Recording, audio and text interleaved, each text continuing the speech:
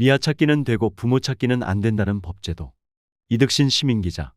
5월 11일은 입양의 날이다. 한 가정의 한 아이를 입양하자는 취지로 지난 2006년부터 정부 차원에서 행사를 진행하고 있다. 세상 모두를 바꿀 순 없지만 한 아이의 세상은 바꿔주자는 선한 취지에서 생겨난 제도가 바로 입양이다. 하지만 한 아이가 입양되는 과정에서 그 아이가 어떻게 입양이라는 절차를 밟아야 하는지에 대한 관심은 멀어져 있다. 입양이라는 선하고 아름다운 면에 집중한 나머지 원가정 보호라는 지극히 당연하고 단순한 명제에는 소홀히 한다.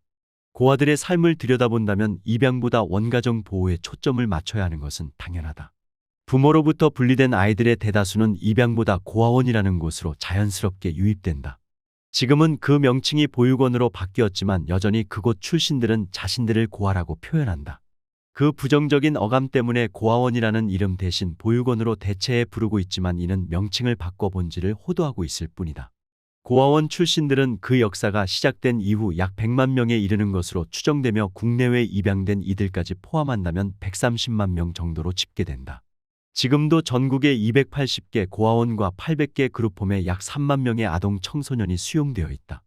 7세의 부모를 잃고 무려 16년간을 고아원에서 보낸 조윤환 씨는 고아권익연대라는 단체에서 대표를 맡고 있다. 고아원 출신자의 권리 회복과 현재 수용되어 있는 고아들의 인권을 위한 활동가로 뛰고 있다. 1981년 전두환 정권의 불황화 일시단속은 어린 아이들에게도 적용되었다. 특히 88 올림픽과 86 아시안 게임을 성공리에 치룬다는 목표하에 눈에 거슬리는 모든 이들을 수용소 같은 곳으로 보내버렸다. 성인과 아동을 가리지 않았다. 조윤환 씨는 강남 고속버스터미널에서 엄마에게 버려져 울고 있을 때 경찰의 손에 이끌려 졸지에 서울시 산하 아동일시보호소로 보내졌다. 엄마를 찾아달라고 했지만 경찰은 어린 그의 말을 묵살했다. 보호소로 들어가던 날 그는 엎드려서 매를 맞고 있던 수용자들을 목격했다. 두려움과 공포가 몰려왔다.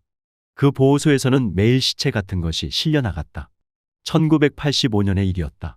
졸지에 부모 형제 가족에게 버림받은 상황에서 보호자 없는 이들은 매일 폭력에 시달렸다. 그곳에서 2, 3개월간 머물고 있을 무렵 누군가가 찾아왔다. 좋은 곳으로 갈 것이라는 말과 함께 그는 부여에 있는 신림원이라는 고아원으로 보내졌다. 실제로는 아동일시보호소에서 고아원 원장에게 돈을 받고 아동을 거래하는 것이었다. 그곳은 기압과 폭력과 구타가 일상이었다. 관리자가 때리고 선배들이 몽둥이를 휘둘렀다. 식사라고는 벌레가 나오는 밥과 희멀겋고 짜디짠 김치가 전부였다. 먹는 게 부실하니 늘 배가 고팠다. 그런데 그 신림원이라는 곳이 횡령사건에 연루되고 사회문제가 되면서 폐쇄되었다. 그는 경기도 양평의 신망원이라는 고아원으로 다시 보내졌다. 이전의 고아원보다 먹는 것은 조금 나아졌다. 나중에 알게 된 이야기이지만 처음 고아원은 당연히 제공해줘야 할 10개 중 1개만 고아들에게 제공했다면 두 번째 고아원은 10개 중 5개를 고아들에게 제공했다. 어차피 중간에서 착복한 것은 마찬가지였다. 게다가 두 번째 고아원이었던 신망원은 국가로부터 우수기관 표창장까지 받은 곳이지만 그는 그곳을 퇴소할 때 자립정착금 500만 원을 한 푼도 받지 못했다. 퇴소 당시 조윤환 씨에게 직접 지원되어야 할 자립정착금과 개인 후원금은 조윤환 씨 명의로 통장을 개설한 원장이 모두 착복한 것이다. 그는 2001년까지 고아원 생활을 마치고 먼저 퇴소한 선배들과 함께 집단 생활을 하기도 했다. 그가 고아원에 있을 당시 몇몇 원생들이 입양되는 것을 보면서 부러워했던 기억이 있다. 그러나 예의 바르고 성실하며 공부까지 잘했던 그는 고아원의 홍보와 마케팅 후원금 모집 수단으로 활용하기 위해 입양도 보내지 않았다. 원생들은 모두 영혼을 잃어버린 아이들이었다. 폭력은 일상이었고 성폭행은 문화였다. 누구 하나 제지하지 않았고 어린 원생들이 나설 수도 없었으며 오히려 관리자들이 앞장서서 폭력과 성폭행을 일삼았다. 성폭행의 피해는 동성과 이성을 가리지 않았으며 여성 관리자들도 성폭행에 가담했다. 이는 조윤환 씨 개인뿐만 아니라 고아원 출신자 모두에게 해당되는 일이기도 했다. 그는 어느 순간 생존 본능이 발동했다. 그때부터 그는 공부에 열중하기 시작했고 기도를 하면서 하나님을 찾기 시작했다. 고아원 출신자 중 대학을 나온 몇 안 되는 사례이기도 하다. 대부분의 고아 수용시설이 기독교 기관이나 천주교에서 운영됐기에 신앙을 갖는 것은 어렵지 않았다. 그러나 종교단체에서 운영하는 시설도 하나님의 사랑을 빙자한 고아산업이었다. 고아원의 운영 주체는 사학재단과 종교재단 등 다양하다. 그러나 결코 간과해서는 안 되는 부분이 있다. 고아원 운영자들은 모두 기득권층이며 시설 운영은 가족기업 형태로 이루어진다. 세습 또한 당연한 일이다. 아동복지시설이라는 미명하에 수용된 원생들의 삶은 끔찍하기만 했다. 최고의 아동복지는 부모와 함께 생활하는 것이지만 고아원은 부모를 찾아줄 생각은 애당초 없었고 국가도 역시 이 부분에 대한 관심은 영역 밖의 일이었다. 고아 1인당 지원되는 월 500만 원의 돈을 고아원은 포기할 수 없었고 국가는 고아원 단체의 막강한 카르텔에 막혀 부모 찾기의 중요함을 등한시했다. 조윤한 씨는 천신만고 끝에 친부모를 만났다. 부친이 교통사고로 입원해 있는 동안 실종 신고된 상태로 모친의 부모에 의해 사실상 강제 이혼해야만 했다. 모친은 그런 상황에서 두 남매를 유기했다. 부모를 만났을 때 그들은 각자 새로운 인생을 살고 있었다. 손이 누나는 어찌어찌해서 목포의 고아원으로 보내졌고 모친은 자신을 강남 터미널에 유기했다. 그는 2018년 고아권익연대라는 단체를 만들었다. 고아원 퇴소 당사자들을 위한 최초의 인권단체였다. 지난 2022년 대선 국면에서는 윤석열이 찾아왔다. 정치인의 쇼라는 것을 알고 있었음에도 불구하고 정치인의 첫 방문이었기에 그저 기쁘게 받아들였다. 시설 퇴소자들을 위한 반찬 나눔 행사에 윤석열은 직접 부침개를 붙이는 시연을 하기도 했다. 이후 국힘당의 몇몇 정치인들에게 도움을 받는 듯했지만 그들은 결국 보호출산제라는 악법을 만들어 통과시키고 말았다. 출생신고를 반드시 거쳐야만 자녀를 입양 보내거나 고아원으로 보낼 수 있었던 제도가 바뀌어 버린 것이다. 출생신고를 하지 않아도 되며 아동유기를 합법화시켜버린 보호출산제는 생명존중과 자기결정권의 비겁한 타협으로 생겨난 산물이다. 권리는 주장하지만 책임은 지지 않는 이 제도는 프랑스에서 엑스출산이라는 이름으로 맨 처음 도입되었다.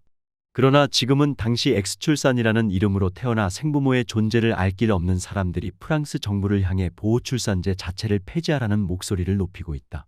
생모의 결정에 따라 친자관계의 단절이 인정되고 출생정보에 접근할 자녀의 알 권리가 침해된다는 점에서 윤리적 문제가 강하게 제기되고 있다. 그러나 아직까지 비밀출산제도가 유지되고 있는 것은 이 제도의 자기결정권이라는 막강한 방어막이 존재하기 때문이다. 이 법은 오로지 산모만을 위해 제정한 법이어서 아이의 입장이 고려되지 않는 법이라고 할 수 있으며 가장 큰 문제점은 이 법이 고아들을 대거 양산한다는 점이다. 고아원의 카르텔은 보호출산제의 통과에도 깊게 개입된 것이다. 한국미혼모협회는 이 법에 대해 보호출산제보다는 미혼 부모에 대한 편견을 없애는 노력과 함께 임신, 출산, 양육을 위한 지원체계를 강화하는 노력이 선행되어야 한다고 주장한다. 미혼모에 대한 사회적 인식과 지원이 부족한 상황 속에서 보호출산제는 양육 포기를 부추기고 태어난 아동의 알 권리를 침해한다는 문제가 있다. 그토록 반대하던 보호출산제가 통과되자 그는 지난해 8월 국회 앞에서 크레인을 타고 고공농성을 벌였다. 그곳에서 그는 윤석열 탄핵을 외쳤다. 고아들의 인권회복에 관련한 법을 만들어준다고 했지만 인권회복은커녕 고아들을 양산하는 보호출산제를 통과시킨 것에 대한 분노의 외침이었다. 비정치적 당사자 인권단체 중 윤석열 탄핵을 외친 것은 그가 최초였다. 그가 고아권익연대를 만들어 목소리를 내기 시작하자 고아원 운영자들로 구성된 아동복지협회는 현재 그런 폭력 자체가 아예 사라졌다고 말한다. 이에 대해 고아권익연대는 모든 고아원을 대상으로 한 아동폭력 전수조사를 실시하자고 주장하지만 아동복지협회는 묵묵부답이다. 최근의 폭력은 원생들에게 정신질환 약을 처방하는 방식으로 이루어진다. 일반 가정의 아동에게는 쉽게 처방하지 않는 약이지만 고아들을 상대로는 매우 남용되는 약이다. 고아원과 주변 정신병원의 교묘한 카르텔이 이루어지고 있는 것이다. 해당 약을 먹게 되면 아이들은 하루 종일 멍한 상태로 바보가 된다. 사랑에 굶주린 아이들에게 사랑 대신 정신질환 약을 먹이는 꼴이다. 지난 5월 6일에는 민주당 양문석 의원실 등의 도움으로 고아권익연대 등 각 고아원의 생존 피해자들이 시설 출신자들의 권리 회복과 보호 지원을 위한 특별법을 만들어 달라는 토론회를 개최했다. 토론회는 절규와 통곡이 하늘을 찌르는 아비규환의 삶을 그대로 증명하는 현장 그 자체였다. 고아원 출신 피해자들의 증언이 쏟아질 때마다 한쪽에서는 분노하고 다른 쪽에서는 훌쩍이며 어떤 이는 눈물을 닦아냈다. 어느 피해자는 오케스트라를 운영하는 고아원에서 금관악기에 금속으로 된 핏으로 매일 머리를 얻어맞곤 했는데 머리뼈의 일부가 열려있는 자신의 엑스레이 두개골 사진을 공개하기도 했다. 연말연시 불우한 이웃을 돕자며 자선냄비로 후원을 요청하는 구세군 교회가 운영하는 고아원에서 벌어진 일이었다. 도대체 불우이웃을 돕자는 이들의 행태라고 볼 수 없는 만행이었다.